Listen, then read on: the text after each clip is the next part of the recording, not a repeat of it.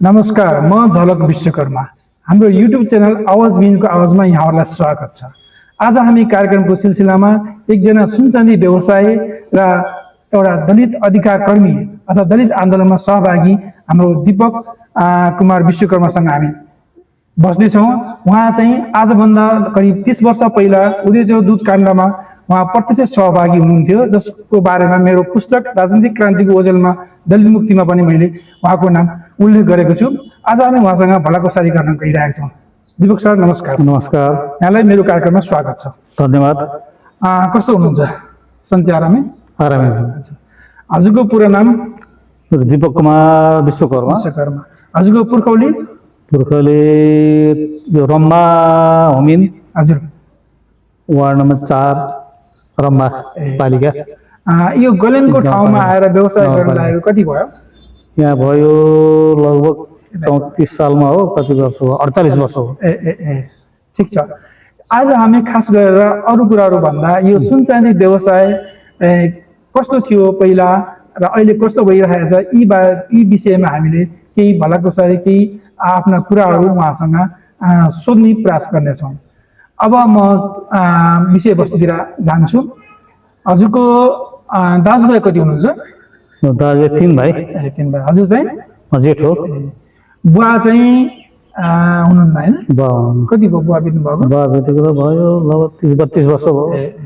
अनि हजुरबाले के पेसा गर्नुहुन्थ्यो? यो सुन पेसा। कुन ठाउँमा उहाँको? होमिनमै। अब हजुरबाको पालामा हजुरलाई याद छैन सुनचाँदी व्यवसाय कस्तो अवस्थामा थियो, केही बताइदिनुहोस् न। त्यति बेला पुराना गहना डङ्गरी मडारी बुलाकी अब यस्तै हजुर अब कण्ठ शिरफुल है आदि इत्यादि पुराना गहनाहरू त्यसरी बनाउनु त हजुरबाले मैले जानेको। अब हामी त सैनिक अवस्था थियो, बच्चै थियौँ हामीले र अलिअलि मैले यसो जान्दा त्यो मैले चाहिँ अनुभव छ। हजुर त्यही नै हो। त्यो बेलाको सुनचाँदीको गहनाको डिजाइन भनेको फुली बुलाकी ढुङ्ग्री मडरी शिरफुल कण्ठा जन्तर यस्तै थियो त्यो बेला। अहिले जस्तो विदेशी डिजाइनका गहना अझ भनौँ भारतीय डिजाइनका गहना पश्चिमा मुलुकका डिजाइनका गहनाहरू चलनमा थिएन होइन।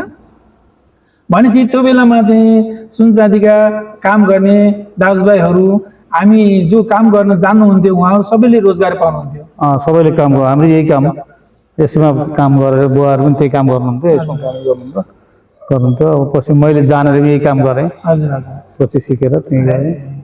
त्यो बेलामा हजुरको गाउँमा हजुरको बुवासँग चाहिँ कति जति हुनुहुन्थ्यो दाजुभाइहरू यो सुनचाँदी पेसा गर्ने? हाम्रो 5 भाइ। 5 भाइ बुवाहरू हुनुहुन्थ्यो।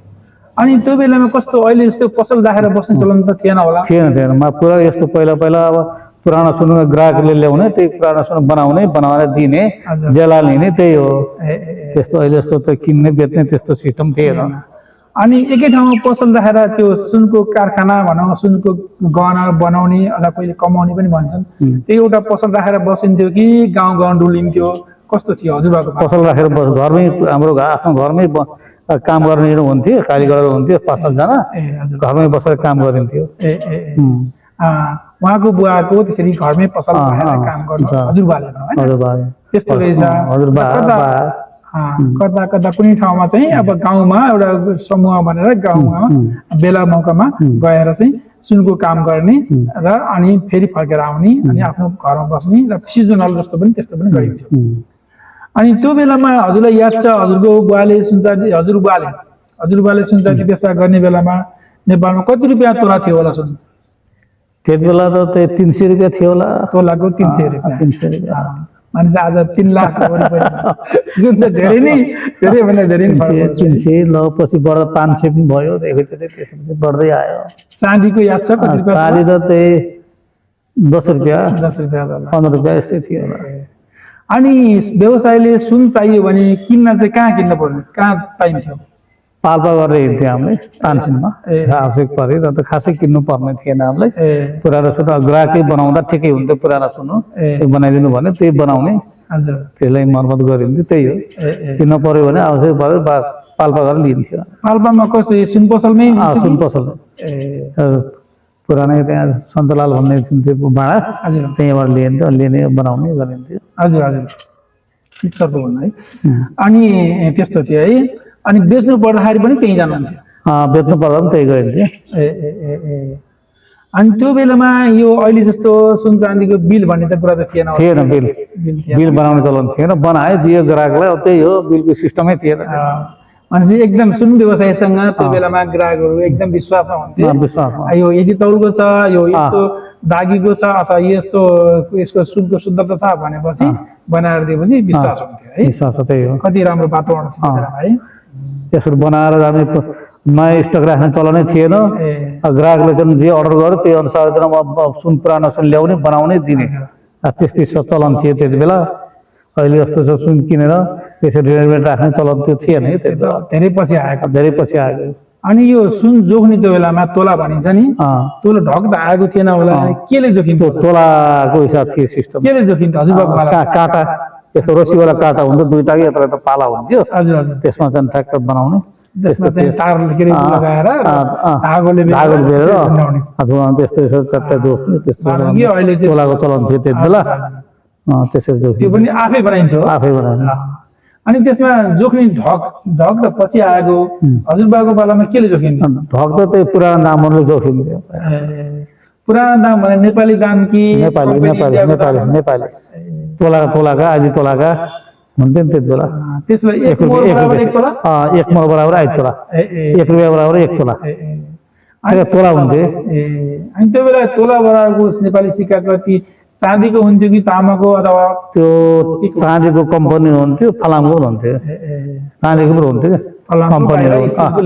कम्पनी हुन्थ्यो चाँदीकै हुन्थ्यो कम्पनी भन्नाले त इस्ट इन्डिया कम्पनी त्यो सिक्का हुन्थ्यो त्यो तोला हुन्थ्यो त्यसले जोखिन्थ्यो ठिक छ अनि त्यो बेलामा मान्छेहरूले सुन व्यवसायलाई हेर्ने दृष्टिकोण कसरी हेर्थ्यो अहिले त व्यापारको रूप भयो त्यो बेला व्यापार नभइकन एउटा पेसा हुन्थ्यो के हजुरलाई सम्झना छ त्यति बेला अलिकता विश्वकर्मालाई अलिकता केही टाढा देख्थ्यो अलिकता छुवाछुतमा अलिकता बढी नै थियो त्यति बेला हजुर हजुर अहिले जस्तो थिएन सहज थिएन ए भनेपछि हजुरबाको पालामा 300 रुपियाँ त्यही थियो होला ठिक छ अनि त्यो बेलामा एउटा सुन व्यवसायले सुनको काम गर्ने मान्छेले सुनको काम गरेर उसलाई जीविका चल्थ्यो उसले खेतीपाती अरू नगरे पनि पुग्थ्यो कि अरू पनि व्यवसाय गर्नु पर्थ्यो नै त्यो व्यवसाय त्यसैले पुग्थ्यो व्यवसाय खेतीपाती गर्ने व्यवसाय पनि गर्ने दुईटै चल्थ्यो ठिक छ अब त्यसपछि हामी हजुरको बुवाको पालाको कुराहरू गरौँ बुवाको पालामा हजुरलाई याद भए अनुसार सुन कति रुपियाँ तोला थियो बुवाको पालामा त्यही 500 रुपियाँ थियो होला 300 बाट 500 600 बुवाको पाला भन्नाले आजभन्दा झन्डै कति 50 वर्ष पहिला हामी यहाँ बसिन्थ्यो यो तिम्रो बाटो बसिन्थ्यो हजुर हजुर त्यति बेला मैले जानेको 500 रुपियाँ तोला थियो यहाँ पनि हाम्रो कसैले त्यस्तै घरमा चाहिँ ग्राहकको चाहिँ अब सुन पुरानो सुन ल्याउने बनाउने अब एउटा घरमा बस आफ्नै भाडा तिर्नु बस्ने गरिन्थ्यो कि त्यो गाउँमा गलेङ यो तिन्दोबाटे भन्ने कराइझोला माथि गाउँमा के स्याङ्जा जिल्लाको जिल्ला पालिकाको तिन्दोबाटेमा बुवाको पाला धेरै वर्ष त्यहाँ लगभग 10-15 वर्ष त्यहाँ बस्यो त्यसपछि फेरि हामी 34 साल गलेङ आइयो गलेङ बजारमा आइसकेपछि गलेङमा पनि यस्तो सिस्टम थिएन सो गर्ने सिस्टम थिएन है त्यही भएर हामी त्यही हिसाबले पुरानो सिस्टमले त्यसरी काम गरिन्थ्यो अहिले पछि आएको चलन सिस्टम थियो सोरुम राख्ने यस्तो गर्ने है रेडिमेड राख्ने त्यति बेला अब त्यही पुरानो सुन बनाउने दिने रहन्थ्यो त्यस्तै हुन्थ्यो अनि हजुरको बुवाको पालासम्म यी पुराना नेपाली डिजाइनका गहना नै चल्थ्यो कि अथवा अहिले जस्तो केही भारतीय डिजाइनका गहनाहरू पनि नेपालमा चलन चाँचोमा त्यति बेला बुवाको पालामा चाहिँ पुरानै गहना चल्थ्यो बुवाको पालासम्म अब आफूले हामीले गरियो पुरानै गहना त्यही ढौरी मरेर चन्द्रमा काँटा बुलाकी है यस्तै यस्तै चल्थ्यो अनि ती कामको लागि आवश्यक पर्ने ज्यावल हुन्छ नि ती ज्यावलहरू नेपालमै उत्पादन हुन्थ्यो कि अथवा कति गएर खरिद गरेर ल्याउनु पर्ने के थियो त्यो बेलामा अवस्था त्यो सामान बनाउने हामीले यही आफै बनाइन्थ्यो यही बनाएर गरिन्थ्यो त्यस्तो मेसिन पाता पेल्ने मेसिन पछि आएको हामी त्यति बेला त पाता पेल्ने सिस्टम थिएन भाडीले पिटेर बनाएर चाहिँ हामीले गरिन्थ्यो हजुर अलिक बग्नल हुँदैन बुकनाल बुकनाल बुकनालमा खासै थिएन अलि पछि आयो अहिले मुखले फुकेर गराइन्थ्यो सुन ढाल्ने 2-4 तला सुन पनि मुखले फुकेर गराइन्थ्यो मेसिन चलाउनु थिएन हजुर हजुर एउटा ढुङ्ग्रो हुन्थ्यो ढुङ्ग्रोले त्यो ढुङ्ग्रोमा तल चाहिँ नि फुकेर चाहिँ चुलो बनाएर चुलोमा त्यसरी अङ्गारहरू कोइला राखेर फुकेर अनि सुन गलाइन्थ्यो त्यो बेलामा सुन अलि धेरै तौलको सुन गलाउनलाई धेरै गाह्रो पर्थ्यो अब त्यसरी यत्रो त भाँडा हुन्थ्यो माटाको हन्डी हजुर हजुर त्यसमा राखेर चाहिँ चुलामा राखेर गालिन्थ्यो फुकेर ढुङ्ग्रोले फुकेर त्यसपछि ढुङ्ग्रो पछि एउटा पङ्खा भन्ने आयो है पङ्खा मेसिन आयो इन्डियाबाट मेसिन आयो सानो पङ्खा हातले घुमाउने पङ्खा त्यसले गरिन्थ्यो गालिन्थ्यो अलि सहज भयो अलि सहज भयो त्यस्तो गरी गरिन्थ्यो त्यसपछि यो भाटी भन्ने थियो नि भाटी भाटी पनि पछि आएको थियो त्यो त नेपालमै भन्थ्यो त्यो चाहिँ पोखराका कालीगढले मिनी साइन्टिस्ट भन्ने नयनबहादुर विश्वकर्मा उहाँको पुरानो घर पर्वत हो उहाँले हङकङमा कतै देखेर आफूले त्यसलाई चाहिँ डिजाइन गरेर नेपालमा उहाँले तयार गर्नुभएको त्यसलाई हातले पम्प गरेपछि त्यसबाट ग्यास आउँथ्यो त्यो ग्यासमा पेट्रोल हाल्नु पर्ने थियो अनि त्यसले चाहिँ सुन गलाउन अथवा रसाउन हामीले त्यो युज गरियो धेरै पछि अर्को सिस्टम आएर मात्र र त्यसरी गरिन्थ्यो त्यसपछि के आयो त्यसपछि अब ग्यासबाट पाइपबाट ग्यास सिलिन्डर एउटै सिलिन्डरबाट धेरै पाइपहरू जोडेर गाल्ने बनाउने सबै त्यसैबाट गरियो त्यसपछि अब हजुरले सोच्दाखेरि पहिला त्यो बेलामा कोइला राखेर मुखले ढुङ्ग्रोबाट फुकेर गाल्नु र अहिले चाहिँ ग्यास पाइपमा आफ्नो आफ्नो ठाउँमा कुर्सी टेबलमा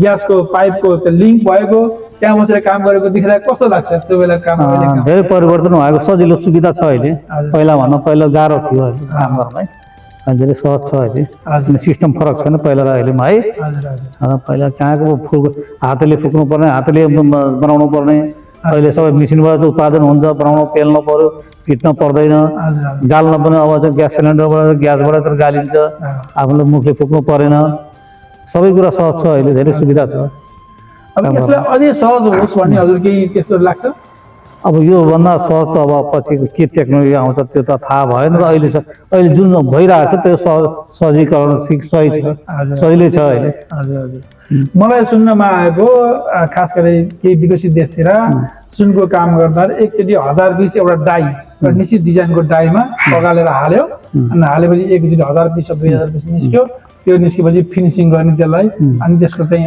असली रूप दिने त्यो काम गर्दा एकदम फ्याक्ट्रीको रूपमा त्यसरी गर्ने एकदम कम मेहनत र बढी उत्पादन त्यो होला त विदेशमा त्यो सिस्टम होला के नेपालमा डाई चाहिँ अब त्यस्तो मेसिनले निकालेर उत्पादन गर्ने त्यो सिस्टम छैन यहाँ अहिले चाहिँ अब डाई बनाउने डाईबाट चाहिँ उत्पादन गरेर निकाल्ने हान्ने अब त्यस्तो हल्का माल तयार गर्ने त्यस्तो आइरहेको छ अनि अहिले हालको डिजाइनहरू हालको सुनचाँदीको डिजाइनहरू हालको सुनचाँदीका कालीगरहरूको काम गरेको तरिका व्यवसाय व्यापारको तरिका यसलाई हजुरले कस्तो रूपमा हेर्नुपर्छ होइन अहिलेको व्यवसायमा त अब ठिकै छ पहिला धेरै बनाउने कालीगरलाई धेरै सजिलो छ पहिला जस्तो गाह्रो छैन मेसिन अब साधन हातले पिटाउनु परेन मेसिनले पेल्छ अब डाई आउँछ डाईमा ठोकेर बनाउने हो अहिले एकदमै सजिलो छ पहिला जस्तो असुविधा छैन अहिले बनाउने कालीगरलाई पनि सजिलो छ हाम्रो पालामा जस्तो छैन एउटा पहिला हजुर आफैले काम गर्नुभएको हुनाले गर्दा अहिले सुनचाँदी व्यवसायीहरू व्यापारको रूपमा उनीहरू स्थापित भएको छन् भने उनीहरूलाई सहज गर्नलाई कालीगरहरूले जो सुनचाँदीको काम गर्नुहुन्छ ती भाइ बहिनीहरूले एउटा कोठामा अथवा कुनै कारखानामा कामहरू गरेको हुन्छन् उनीहरूको व्यवसायको सुरक्षा उनीहरूको जीवनलाई सहजता होस् भन्नको लागि हजुर केही सुझाव छ यसमा त्यो सुझाव त अब जस्तो कि अब केटाहरू काम गरेको अब कालीगरहरूले अब बनाएर ल्याउँछन् हामीले चाहिँ उनलाई जेला दिने साट्ने त्यो चाहिँ सिस्टम भइरहेको छ अहिले त्यो कतिपय विदेशी कालीगरहरूको कारणले गर्दा उनीहरूले चाहिँ त्यति काम जानेर पनि काम नपाउने अवस्थाको सुनिन्छ त्यो त विदेश बङ्गालीले गर्ने काम छुट्टै छ नेपालले गर्ने काम छुट्टै छ त्यो काम अलग अलग हुन्छ के अरे अब बङ्गालले गर्ने काम अब उनको अब बङ्गाललाई दिन्छौँ हामीले नेपालले गर्ने काम छुट्टै काम छ उनको छुट्टै काम हुन्छ त्यस्तो हुन्छ छुट्टै छ अहिले जुन सुनको मूल्य बढेर यति धेरै भइरहेको छ 3 लाखको वरिपरिमा कहिले 3 लाख नागेर एकचोटि 3,40,000 पनि पुगेको हामीले थाहा पायौँ अहिले 3 लाखको वरिपरिमा छ यस्तो बेलामा सुनचाँदी व्यवसायलाई कस्तो अप्ठ्यारो परेको हो या सजिलो कस्तो छ अहिले? अहिले यो भाउ चाहिँ माथि उता चढाव हुँदाखेरि अलिकति व्यापारमा अहिले त्यस्तो छैन, सन्तोषजनक छैन, हजुर हजुर। त्यस्तो छ। धेरै सुन किन्नेले थोरै किन्छन्, थोरै किन्ने त्यस्तो हल्का भइरहेको छ। तौलको सामानहरू बनाउनु पर्यो। पर्यो हल्का बनाउनु पर्यो, गर्दाखेरि पहिला जस्तो सहज छैन, अब त्यस्तै छ, गाह्रो छ। व्यापार भन्ने अलिक कमै छ अहिले, हजुर। त्यो भाउले गर्दाखेरि हजुर हजुर। त्यस्तो। यो अब हुनसक्छ यो अन्तर्राष्ट्रिय कारणले गर्दा पनि नेपालमा सुनको एक धेरै चर्को मूल्य भएको। सुनको मूल्य त अब अन्तर्राष्ट्रिय रूपमै निर्धारण गरिन्छ, त्यसमा नेपाल सरकारले नेपालको परिवेश अनुसार मूल्य निर्धारण गरेको हुन्छ। त्यही पनि यो चर्को मूल्यले गर्दा व्यवसायमा मार परिरहेको अवस्था हो। अवस्था चाहिँ गाह्रो छ, किन सुन सहजीकरण छैन, सुन चाहिँ किन्न नपाइने। हजुर अब राष्ट्र ब्याङ्कले सरकारबाट दिन्छ, हामीलाई सानो जमाना 1 किलो दिन्छ, हजुर। 1 किलो सुनले अब यत्रो चाहिँ जिल्लालाई चाहिँ पुर्याउने 1 तोला 2 तोला सुनले गर्ने हो, गाह्रो छ। अहिले सुन चाहिँ अब हाम्रो सरकारले त्यस्तो चाहिँ अब अलि अब व्यवसायलाई अलिक त सहजीकरण गरिदिएर ब्याङ्क राष्ट्र ब्याङ्कबाट चाहिँ दिने गरिदिएदेखि सजिलो हुन्छ, त्यो भइसकेको छैन, नहुँदा अलि त समस्या छ कि सुनमा पनि, हजुर हजुर। खरिद बिक्रीमा। सुन चाँदी व्यवसायलाई आवश्यक मात्रामा सुनको उपलब्धता छैन। उहाँहरूलाई जति चाहिने हो त्यसको निकै न्यून रूपमा मात्रै नेपाल सरकारले राष्ट्र ब्याङ्क मार्फत बिक्री वितरण गरेको हुन्छ। त्यसले गर्दा व्यवसाय चलाउनलाई अलिक गाह्रो भइरहेको छ। त्यसको सहजता भइदिएको भए अझै व्यवसाय राम्रो हुन्थ्यो कि भन्ने अब त्यही आशा हो। अरू केही हजुरलाई यो सम्बन्धी केही कुराहरू भन्नु छ? अब सुन व्यवसायमा यस्तो भाउ चाहिँ अब धेरै बढ्दै गयो है। हजुर। अब हामीलाई व्यवसायमा अलिकति शान्ति सुरक्षा चाहिँ अलिकति चाहिँ त्यो आवश्यक देख्छु मैले, हजुर हजुर। होइन? किनभने अब किन चोरी चकारी हुने, सुन भाउ महँगो भयो, एउटा ग्राहकले पनि एउटा सिक्री बनाउँदा एउटा सिक्रीलाई पनि 3 लाख 3.5 लाख रुपियाँ पर्ने भइसकेपछि अब पसलको लागि पनि अलिक शान्ति सुरक्षा भइदियो भने हामीलाई पनि अलिक ढुक्क हुन्थ्यो। त्यो चाहिँ एउटा सरकारले त्यसलाई हेरिदिए हुन्थ्यो भन्ने त्यही छ आशा। हुन्छ, उहाँको भनाइ चाहिँ एउटा त सुनको पर्याप्त मात्रामा उपलब्धता गराइदिनुलाई सरकारले तर्फबाट कदम चाल्नु पर्यो। अर्को सुन पसलमा सुरक्षाको लागि, सुन भनेको महँगो धातु मूल्यवान चिज भयो, त्यसको सुरक्षाको लागि सरकारले आवश्यक व्यवस्था गरिदिनु हो पर्यो भन्ने उहाँको भनाइ छ। हुन्छ, आजको कार्यक्रमलाई हामी यहीँ बिट मार्दछौँ। फेरि पनि हामी तपाईँलाई यस्तै यस्तै कार्यक्रमहरू ल्याएर तपाईँको अगाडि पस्कनेछौँ। हस् त, आजलाई मलाई धन्यवाद। धन्यवाद धन्यवाद। क्वेसन सोध्नुको अब राम्रो धन्यवाद छ, म खुसी भएँ तपाईँले त्यो गरेको धन्यवाद।